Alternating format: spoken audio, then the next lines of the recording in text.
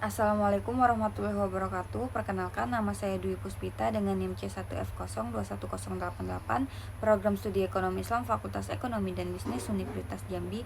Di sini saya akan menerangkan materi dari mata kuliah akuntansi syariah yang berjudul Sumber Hukum Islam, Jenis dan Definisi Sumber Hukum Islam, Urutan Pengambilan Hukum Islam, Mukjizat Al-Quran, Fungsi dan Peranan Al-Quran, Fungsi As-Sunnah, Fungsi Ijma, dan juga fungsi kias. Dari sumber hukum Islam. Secara umum, sumber-sumber materi pokok hukum Islam adalah Al-Quran dan Sunnah Nabi Muhammad. Otoritas keduanya tidak berubah dalam setiap waktu dan keadaan. Ijtihad dengan ra'ayu atau akal sesungguhnya adalah alat atau jalan untuk menyusun legislasi mengenai masalah-masalah baru yang tidak ditemukan bimbingan langsung dari Al-Quran Sunnah untuk menyelesaikannya. Oleh karena itu, jelaslah bahwa ijtihad dengan berbagai metodenya dipandang sebagai sumber hukum yang berkewenangan dengan kedudukan di bawah Al-Quran dan Sunnah. Sumber hukum Islam merupakan dasar atau referensi untuk menilai apakah perbuatan manusia sesuai dengan syariah atau ketentuan yang telah digariskan oleh Allah atau tidak.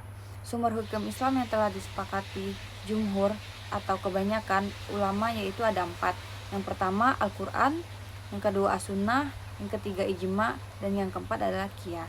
Selanjutnya, jenis dan definisi sumber hukum Islam. Sumber hukum Islam yang pertama adalah Al-Quran. Secara harfiah, kata Al-Quran berasal dari bahasa Arab Al-Quran yang berarti pembacaan atau bacaan.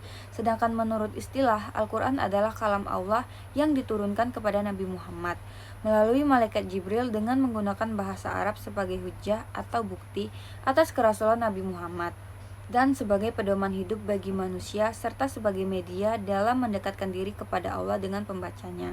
Menurut Ahmad Hasan, Al-Quran bukanlah suatu undang-undang hukum dalam pengertian modern ataupun sebuah kumpulan etika. Tujuan utama Al-Quran adalah meletakkan suatu way of life yang mengatur hubungan manusia dengan manusia dan hubungan manusia dengan Allah. Al-Quran memberikan arahan bagi kehidupan sosial manusia maupun tuntunan berkomunikasi dengan penciptanya.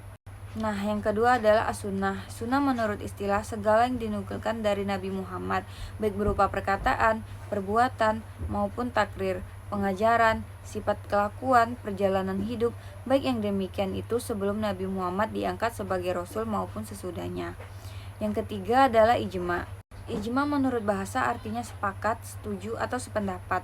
Sedangkan menurut istilah, ijma adalah kesepakatan para mujtahid dalam memutuskan suatu masalah sesudah Rasulullah wafat terhadap hukum-hukum syar'i pada suatu peristiwa. Contoh ketetapan hukum melalui ijma diantaranya adalah mengumpulkan ayat-ayat Al-Quran yang masih terpisah, kemudian membukukannya sebagai mushaf.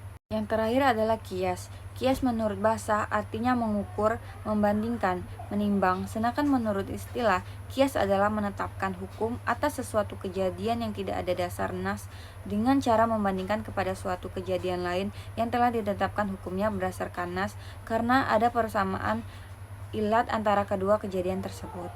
Urutan pengambilan hukum Islam. Pertama-tama, hendaklah dicari terlebih dahulu di dalam Al-Quran. Apabila rujukan untuk ketetapan hukum itu tidak ditemukan dalam Al-Quran, barulah beralih meneliti As-Sunnah. Bila rujukan ditemukan di dalam As-Sunnah, maka hukum ditetapkan sesuai dengan ketentuan dalam As-Sunnah. Namun, apabila rujukan tidak ditemukan dalam Al-Quran dan As-Sunnah, baru diperbolehkan merujuk kepada putusan dari para mujtahid yang menjadi ijma atau kesepakatan bersama dari masa ke masa tentang masalah yang sedang dicari hukumnya itu. Sekiranya tidak ditemukan rujukan ijma dalam masalah tersebut, maka ditempuh kias, yaitu usaha sungguh-sungguh dengan jalan membuat analogi kepada peristiwa sejenis yang telah ada ketentuan hukumnya atau nasnya. Lanjut ke mukjizat Al-Quran. Al-Quran merupakan mukjizat yang hebat, tetap, dan kekal sepanjang masa. Telah diakui oleh cendekiawan pada masa lalu dan masa yang akan datang. Adapun mukjizat Al-Quran adalah sebagai berikut. Yang pertama yaitu keindahan seni bahasa Al-Quran atau balaghah tidak hanya diakui oleh kalangan sastrawan Arab saja, tetapi diakui pula oleh para ahli. Yang kedua, kebenaran pemberitaan Al-Quran tentang keadaan yang telah terjadi pada abad-abad Islam. Yang ketiga, pemberitaan Al-Quran tentang hal-hal yang akan terjadi pada masa yang akan datang juga merupakan kebenaran yang tidak terbantahkan. Dan yang terakhir, kandungan Al-Quran banyak memuat informasi tentang ilmu pengetahuan yang tidak mungkin diketahui oleh orang ummi.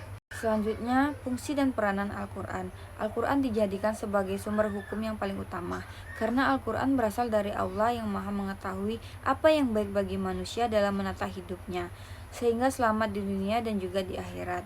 Al-Quran memuat seluruh aspek hukum terkait akidah, syariah, dan juga akhlak. Dalam Al-Quran juga mengatur mengenai hukum pidana yang senantiasa memperhatikan 4 hal, yaitu yang pertama, melindungi jiwa, akal, harta, benda, dan juga keturunan. Yang kedua, meredam amarah orang yang terluka lantaran ia dilukai. Yang ketiga, memberikan ganti rugi kepada orang yang terluka atau keluarganya. Dan yang terakhir, menyesuaikan hukuman dengan pelaku kejahatan, yakni bila pelaku kejahatan tersebut orang yang terhormat, maka hukumnya menjadi berat. Dan jika pelaku kejahatannya tersebut orang rendahan, maka hukumannya menjadi ringan. Lanjut ke fungsi as-sunnah. Fungsi as-sunnah adalah sebagai bayan atau penjelas terhadap Al-Quran. Fungsi bayan ini bisa berupa salah satu dari 3 fungsi. Yang pertama, menetapkan dan menegaskan hukum-hukum yang ada dalam Al-Quran. Yang kedua, memberikan penjelasan arti yang samar dalam Al-Quran atau merinci apa-apa yang ada di dalam Al-Quran.